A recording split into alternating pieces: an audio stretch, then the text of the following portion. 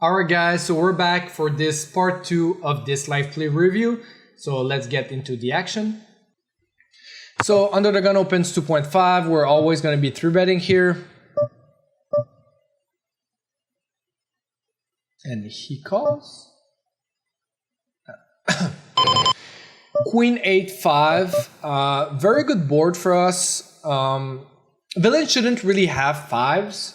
I mean, he shouldn't really have fives, but again, like at low stakes and micro stakes, people are not aware and people like to call those lower pocket pairs way too much. Even hands like eights gets folded like in these positions like quite a bit if you are the under the gun player.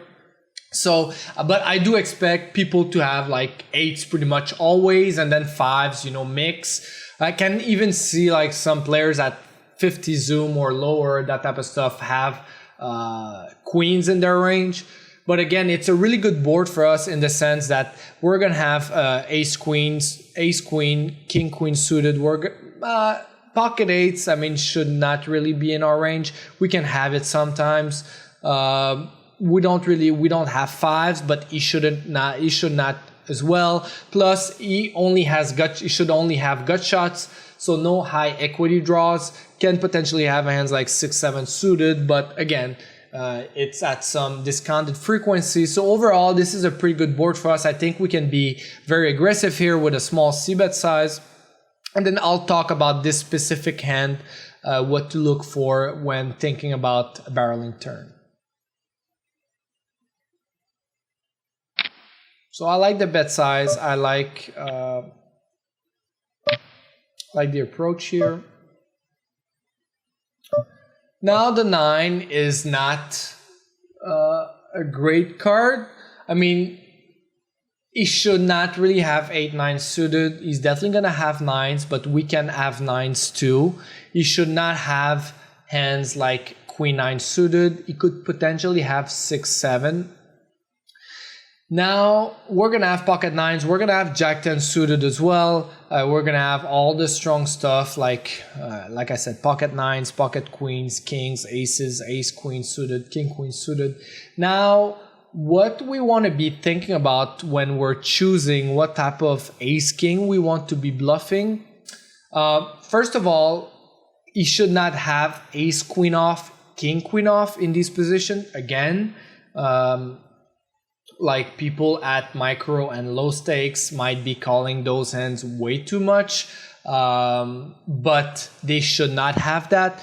So having the ace of club is not great just because we don't block any relevant ace queen suited hands, and also we block some hands that he's gonna actually check call the flop with and check fold the turn. So if he has a hand like potentially like ace jack suited or ace 10 of club, he might call the flop with ace high and backdoor flush draw, but we actually block that. Also, with the king of diamond, it's great because we block king queen suited, but we also block some floats that he could have like king jack of diamonds or king 10 of diamonds that he actually check call the flop with. So the type of hands that we want to be betting would be obviously hands that contain spades, right? So those are the first hands that comes to mind. And then the other combos that we want to be betting, so let's say we have ace king or king jack, right, would be hearts, because now we unblock the backdoor floats that he's going to be calling potentially the flop with if he has that in his range, and then folding turn. Plus we block also king queen suited and queen jack suited, or ace queen suited if we have ace king of heart. So the first ones we want to be betting is spades, then it would be something like hearts, and then if we're talking about the offsuit version of the ace king, it would be hands that have a heart. So hand like, let's say ace of spade, king of heart would be pretty nice because we can bluff on potential flush runouts, and also we block ace queen suited and king queen suited pretty well. So this specific hand, I don't mind just checking back there.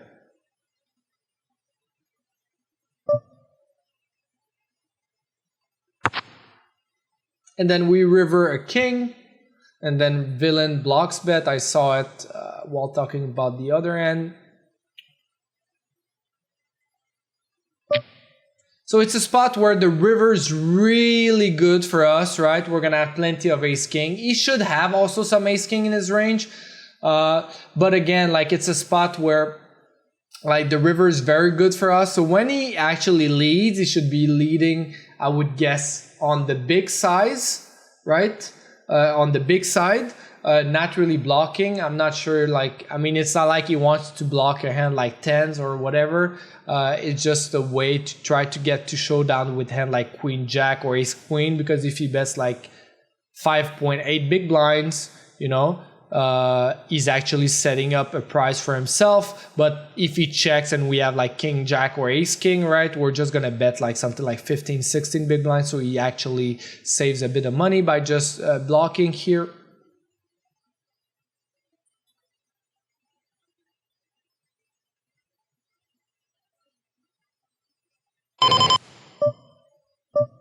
So it goes really small here. I think with ace king we should definitely raise fold here. I don't think people will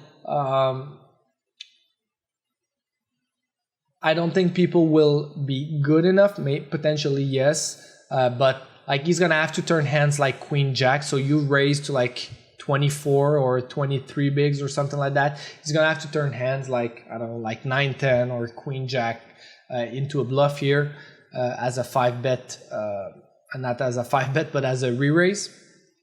So I think calling is a bit too weak. If he goes half pot, I'm probably just calling, but against this really small size, I think just raising to like 20, 24, 23 bigs is fine.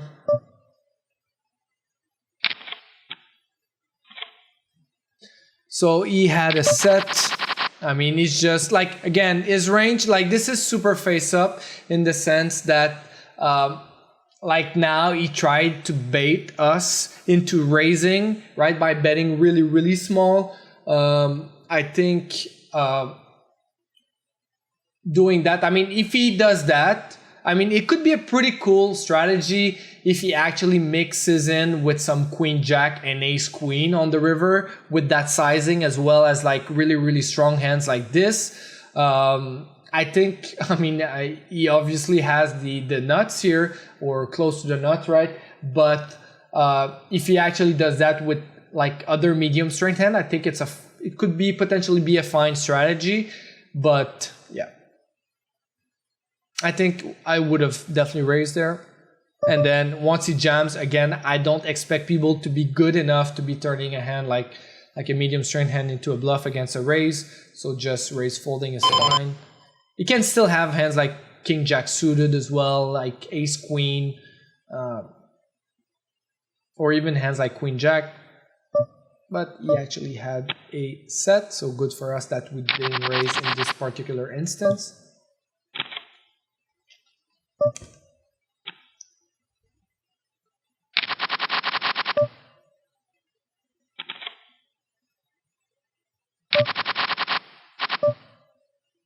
That's a pretty GTO open raise size. I would definitely take a note. Like this is something that what I would do is once I see this guy open 7x, I would still look at the table, because this is super important. Like he opens 7x, I would just fold and watch just to see if anybody calls or this hand gets to showdown. Because if I see he's opening 7x with ace deuce off, then I'm gonna like adjust my strategy massively versus this guy. And it's super important, especially in Zoom pools, where like if you have a chance to stack like a huge fish, like you might not have it quite a lot. Because I mean, let's say the pool is like, I'm not even sure how much the pool, the 50 Zoom pool, how many players there are, but there's probably like 150 to 200, I would say. Like the chances are that you have like positions on him, and then, you know, before he loses money to somebody else, I think it's super important. So once you see that, it's really important to get like as much information as fast as possible. So I would like him to just have watched the hand unfold just to see like what he comes up with. Because if he opened like king 8 off, 7 big blinds, or like a really bad hand to this big, I mean, we're gonna have to make pretty big adjustments later on once we have him at our table.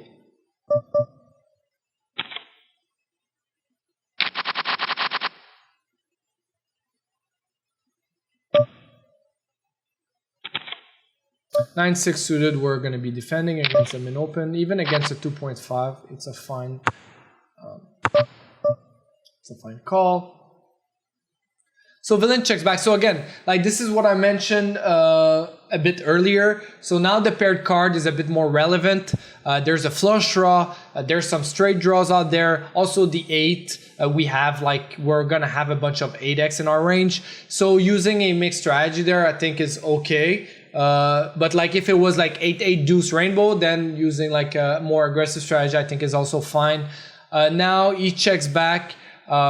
We have 9 high, we have a flush draw, we have plenty of like one pair type of hands that wants to be betting. So if we have like any pair, I would just be betting here, be betting pretty aggressively against his overcard to deny equity and all that type of stuff. So I think this hand having 9 high, flush draw, I think we're just gonna be betting. I would bet something like half pot. I mean, the thing is that like once we check here, let's say he bets small, right? Like, I mean, it's like we have to check call like 9 high or like now to start check raising or whatever. It's kind of sucks. So I think this hand definitely needs to be betting the turn there. Now on the river, like I don't even think that like if we bet here, we're going to get a side to fold. But I mean, we have 9 high, so we have to bluff. Against is like queen, jack, king high type of stuff. Like we're only repping like a hand like 5x. So I wouldn't even, yeah, that's what I said. Like this hand can definitely get folded if we bet the turn and the river, but I don't even expect a side to be folding by the river here. Also the sizing we chose, we're basically repping like ace 5. Like, are you betting this big with 5-6? I mean, for me, if I had a hand like 5-6 or like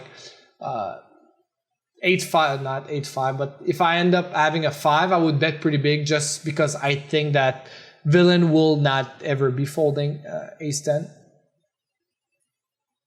Plus it's a spot where he's gonna have plenty of like overcards that we just like all of our pairs wants to be betting on the turn. That means that we're gonna be using a smaller size, high frequency bet strategy because again, like he's not gonna be all that balanced in the sense that like he's not gonna be checking back aces or checking back like having a good solid checking range. So he's gonna have mostly a bunch of overcards. So we are incentivized to be betting small with a high frequency here, given the fact that if I had a pair, I would probably bet very aggressively, and that means that most of my range wants to be fast playing. So I would be betting with a like 2/3 size on the turn, or even half pot to 2/3. I think it's fine, or even block. I think is fine because we put like his king eye into a tough spot and all that type of stuff.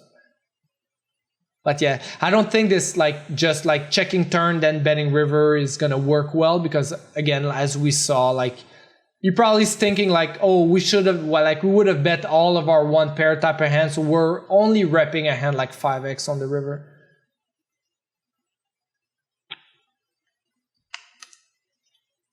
Plus having the ace frame is pretty good because he blocks ace 5.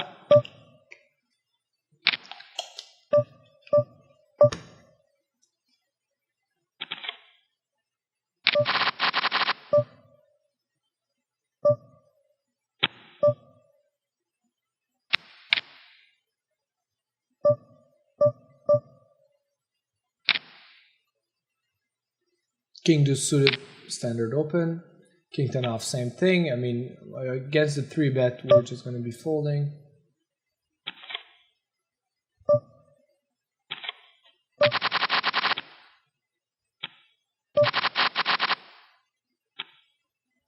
Really like his setup. I think it's very clean with the colors and stuff.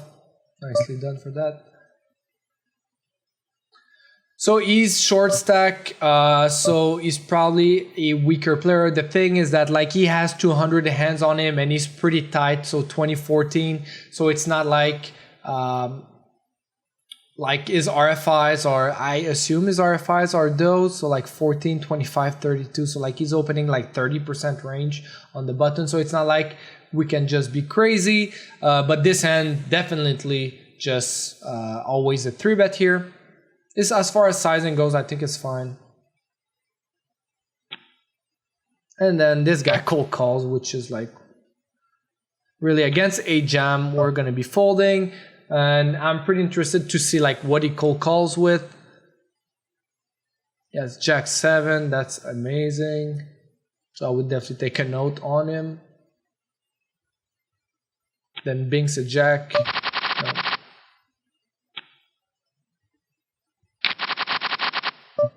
So I would definitely put a note toward this guys. That he cold called a 3-bet and then called a 4-bet jam, 40 big blinds deep with garbage.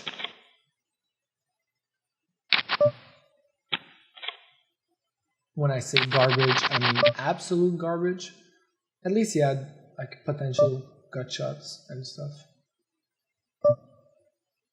He also had the possibility to have 2 flush draws on the flop, being offsuited. So pocket tens, standard 3-bet. We're going to be betting this aggressively. Villain's reaction against this bet size should be to fold a lot, just because, I mean, it's just how it goes. You know, we're going to have kings, we're going to have aces, we're going to have all the ace king. He's going to be having some ace kings, but not all of them. Also, pocket sixes shouldn't really be in his range too. So yeah, so we can be very aggressive on these high boards. Like, it's just a gross spot for the out of position player, and he just gets to fold quite a bit. But he calls. Yeah, so once he calls, I mean, like, those are not spots where I'm trying to make him fold a hand like ace jack, ace queen, or even a hand like king jack with multiple barrels. I think just checking back is fine. And then, I mean, we can sometimes, like, I mean, ace 5, we could potentially just bet jam. But again, like, I'm not a big fan of trying to make people fold top pair, especially at lower stakes. So here, what happened? Let me see.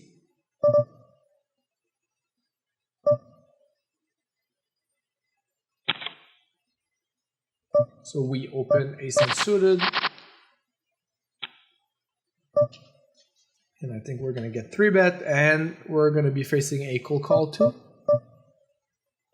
Yeah, so I think it's a pretty easy call. What we could also do is 4-bet this sometimes, or a hand like ace queen off, right? We 4-bet just to kick this guy out of the pot, and then this guy, he's going to be calling pretty much his entire range, or not his entire range, but he's going to be calling very wide too. So like when we have a hand like ace queen off,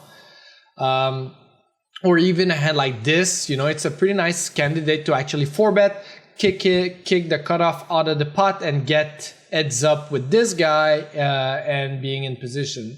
I don't mind calling. I think 4-betting has merits. If I had a hand like ace queen off, I would definitely 4-bet here to try to isolate this guy. But with this hand, and it's suited, I don't mind doing both.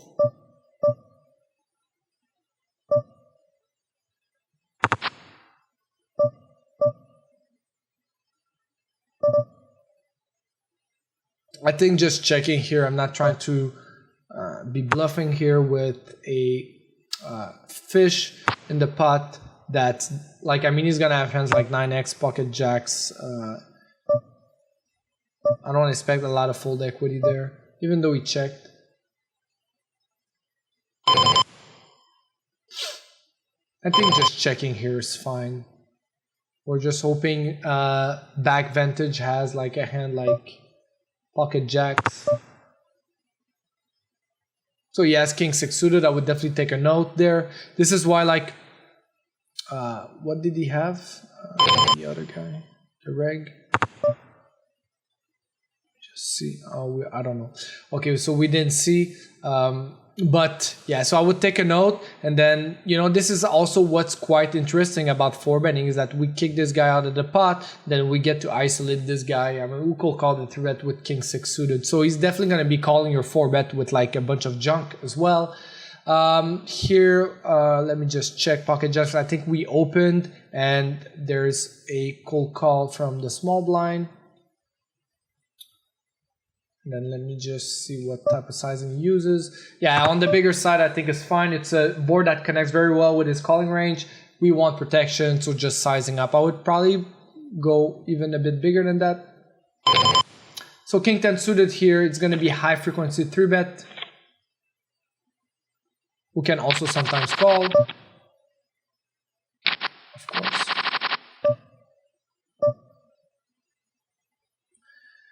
So if I had more info about this guy, I mean, he's short stack, but he seems like I'm not really sure. Is it 29? I can't really see here because he doesn't have much stats, but I'm not going to make huge adjustments. Like king queen off, I would definitely 3-bet. King jack is very close. If it would be a clear like recreational, I would definitely 3-bet here, but given the fact that we don't have much information, I would just stick with folding there. With a bit more information, like then I don't mind starting to 3-bet a bit wider.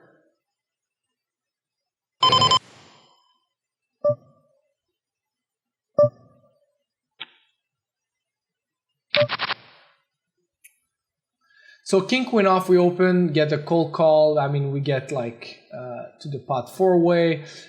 Being out of position sucks. Being multi-way sucks. The more people are in the hand, the more the equity is split up between all the players, right? So we have less equity overall. So we have to be more careful, control the size of the pot and all that type of stuff. This hand is very bad. We have poor backdoors, and we're facing 3 players, and we're facing a recreational on the button. So, I mean, it's just not a spot that we want to be doing a lot of betting. Of course, like it's not a spot where I would be checking range. Just because of the fact that, I mean, we want to be, like once we bet here, we kind of rep strong, right? In the eyes of the regulars, if they are regulars, just because we bet into 3 people. But it's not like we're going to be making a whole lot of money against this guy or against this guy. We're basically going to be making money against this guy. So the way I would try to approach it is that if this guy is on the loose passive side, so let's say he plays like 30-12, right? And he's a recreational, then I would try to take the matter, I would try to take matters into my own hand a bit more if I had a strong hand. So I would not try to check and trap just because this guy is passive and he's playing like 30-12 and he just wants to like check and see flops, see turns and all that type of stuff. So I would be more inclined to be betting my strong hands just because he's on the more loose passive type of players. So if on the other hand he's playing like, I don't know, like 45-38, and then he's more spazzy and all that, then of course, then I would try to trap here because he's more likely to reopen the action with crap.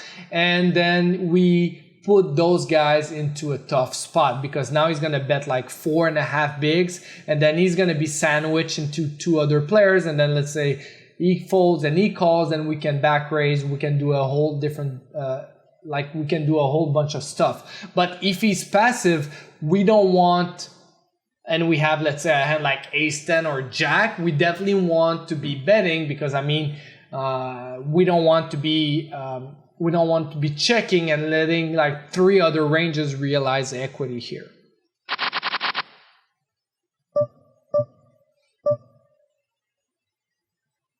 So I think like here, once he leads huge into 3 people, like I'm not sure if that's one of the guys that like cold called the 3-bet. Like I don't really remember. I don't want to be going back because then I'm gonna miss my mark. But he can potentially be one of the guys. But his stats looks normal, like 24-19, 2.7 aggression factor, I would say, and then like 11.5% 3-bet over 344 hands. Now, given the fact that he actually donk bet pot here, I mean, we just have to fold, but that signals quite a bit of strength. Also, what it signals me is that he might have a hand that's strong, but not too strong. You know, so he might have a hand like Queen 10 off, where he says, oh, like, my hand is good, I don't want it to check turn, but I still want us to be folding, so he wants these guys to be folding, so he bets really huge on the flop just to make us fold and then get heads up with him. Because I think that if he had a really strong hand like a set of fours, like, it doesn't really make sense to be betting that big, to be honest. So like, for me, it just, I mean, with this hand we cannot do anything, but given that sizing, I think it really indicates that he has, like, he doesn't have pure garbage. Like, he's not gonna have hands like ace deuce off, for example, but it's a strong but not like top value hands, in my opinion. I would be interested to see like how it unfolds, to be honest. So I'm hopefully like we see that he click folds, which kind of sucks, but yeah, hopefully he goes there and he sees the rest. But we're never gonna know, unfortunately. It makes me sad.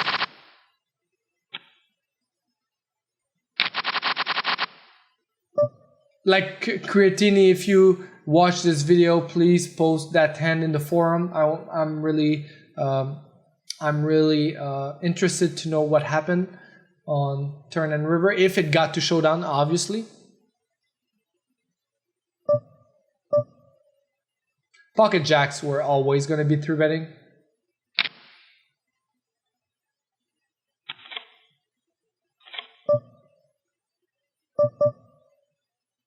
Four, five suited were always going to be folding, especially against a short stack.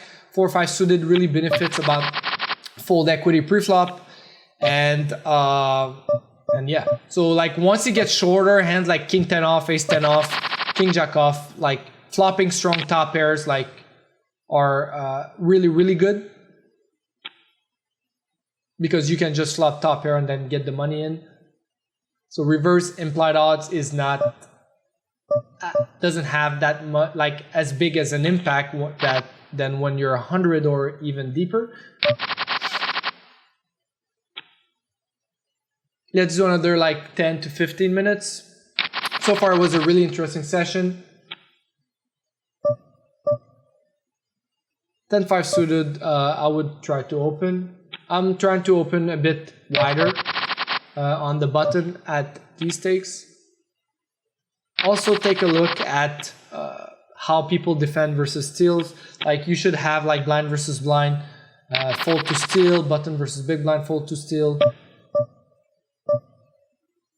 Ace deuce off is going to be a mix between 3-bet and call. We're going to be 3-betting sometimes. So I mean, this is why like having an RNG sometimes is good, just for those hands that you're going to be mixing 3-bets and calls. I wouldn't really use like a RNG for post flop or anything, but like sometimes there are some hands that you want to be 4-betting, sometimes calling, sometimes 3-betting, sometimes calling. So I would try to use it for those situations.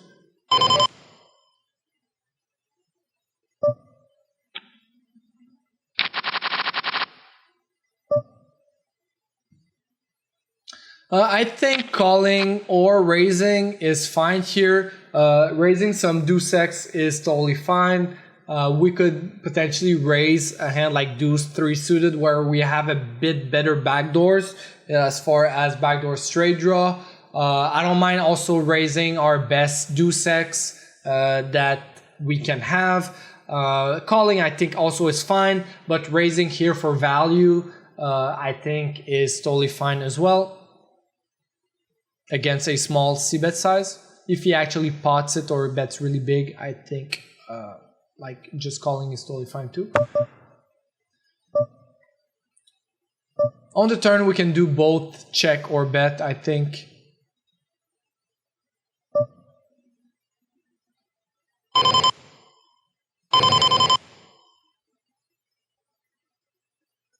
It's a spot where we're going to be betting quite a bit of a one pair type of hand. So not going with a huge size. Can even go with something like a Yeah, something like half pot to like 2/3 pot is fine. You can even have some overbet.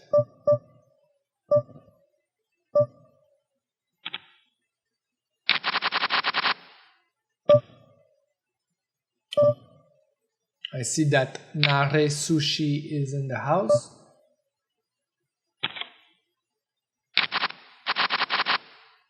Very aggressive player.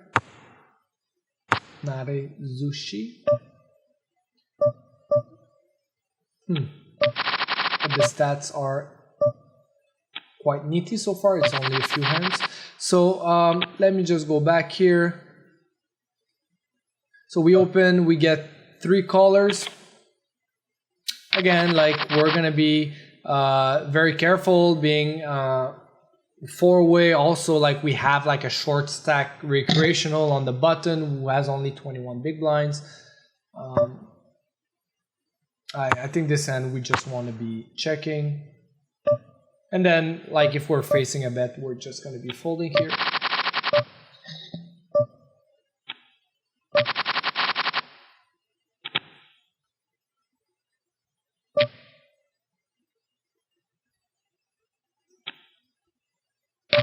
I mean, we could potentially float with the 2 flush draw blockers, but yeah, I mean, trying to like float here and then bluff raise when either of them can have flush draws too. Yeah. So that's a pretty nice size. Again, like this is exactly why, I wanted to take a look at the 7 big blind open, is that this guy's crazy, right? Like he just opened jams like 200 big blinds. So like if we see that he opens like real, I mean, of course we're not going to do anything with Jack 9 offsuit, but what if we had like pocket 7s here, right?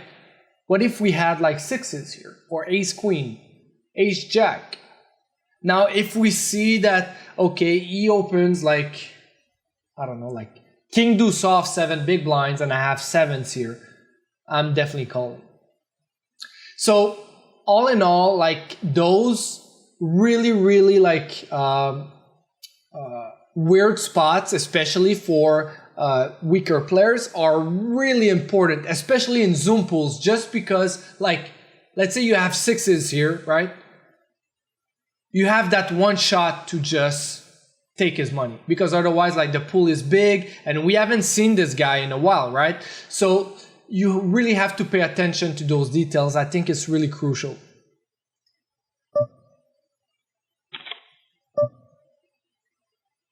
Pocket jacks we're going to be folding.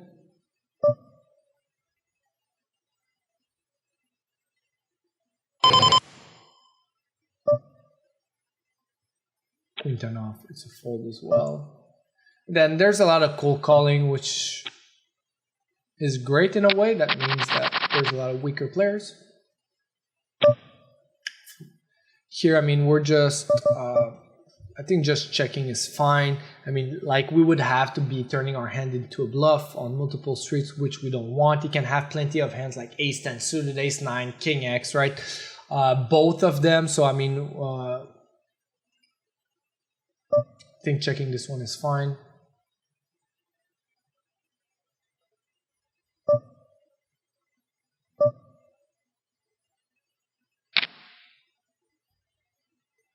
If we do bet, I really like the small size. How he did it, I think that's a fine sizing.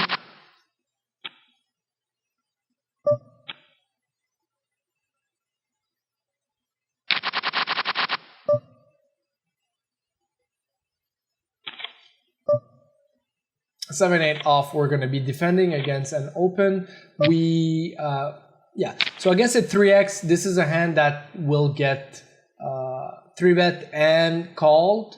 Those offsuit middling cards like Jack 9 off, 7, 8 off type of stuff are getting 3-bet at a pretty high frequency. Against a min raise, I would say that now it becomes more of a call, a pure call. Again, like I've never seen charts against 2 big blind open from the small blind, but I know how we should be defending from the big blind versus the button min raise, and we just have to defend super wide. So I guess again, against, but while being in position, we're just gonna have to defend like pretty much our entire range. Maybe like the really bad hands like 8 deuce off we can fold, but we're gonna have to defend really wide. So I think that this hand becomes now just like a pure call. I might be wrong, but that's my assumption. He checks. I mean, we have to be careful. We're gonna have plenty of like we should have like plenty of offsuit stuff, you know, like we're gonna be defending hands like 5-3 offsuit, like 7-3 off, nah, maybe not 7-3 offsuit, but like you know, like we're gonna be defending pretty wide. As far as this specific combo, I don't mind betting. We have plenty of good backdoor straight draw potential. We have 8 high, so I think it's a fine bet here.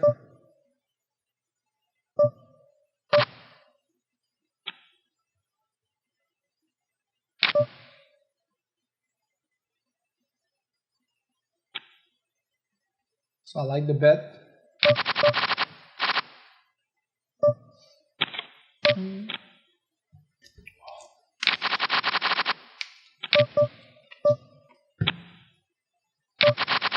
Nine four suited, we're gonna be defending.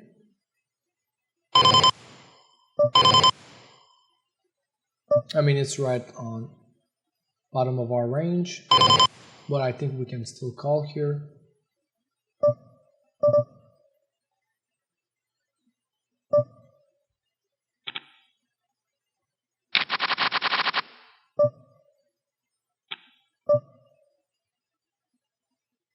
I mean, it's one of the weaker hands we can defend. Also, 50 NL has a bit higher rake, so I don't mind folding as well. Jack 10 off, I think against under the gun we can fold. Given the fact that button opens and equal calls, I think it's we're just going to be pure calling. And then he dunks out with a half pot size. I would definitely raise here.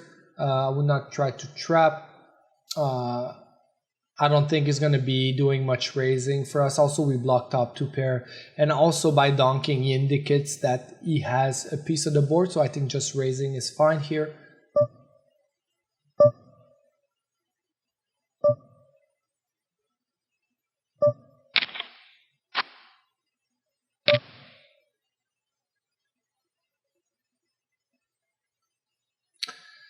Now, like once he actually bets like on the small side on the turn, I mean the turn, I mean he can have like, can definitely have king queen, can have hands like 8-7 with a gut shot. The thing is that like we could potentially still raise the turn, to be honest. If he jammed, it's really gross, but yeah. I think calling is a bit nitty. No, I think calling is too nitty. Like, I think we should be raising the flop, either raising the turn or raising the river, definitely. I think we missed quite a bit of value here. Like, this is like one, like, let's just wrap things up after this hand because I thought it was an interesting one. This is a really face-up sizing. When you guys see this, please try to go a bit more for thin value, you know, like, it's rarely a bluff, right? Like this sizing, if you were to bluff, like you would use bigger sizings. So it's rarely a bluff. It's usually a medium straight hand. And let's say he went pot on the turn. So he bets flop and then went pot. I'm just calling, right? And then on the river, if he goes big, I'm just calling as well. But now he goes like under half pot turn. And then on the river, let's see. He goes like 9 big blinds into 24, I think. 22. Yeah, 9 big blinds into 22. Like, I mean, this is a super clear-cut raise. I mean, when people make these face-up sizing, they're not really bluffing, right? But they don't usually have yet. Of course, he can still have like some nuts that he played this way, of course. But I think we have to raise the turn. And if we don't raise the turn, I mean, we have to raise the flop. If we don't raise the flop, we have to raise the turn. And if we don't raise the turn, we definitely have to be raising the river. I think we miss quite a bit of value here. So yeah, so what I would do is I would put a note, makes medium bet sizes with medium strength hand, like top pair, good kicker, that type of stuff. And yeah, so all in all, I think Kreatini played pretty well. We saw there were a couple mistakes here and then, but of course, this is why we're doing this. We want to see those type of play happens and all that. So hope you guys enjoyed this video. If you have any other questions about this video, please just post your question in the forum and I'll be more than happy to take a look over it. Other than that, good luck, guys.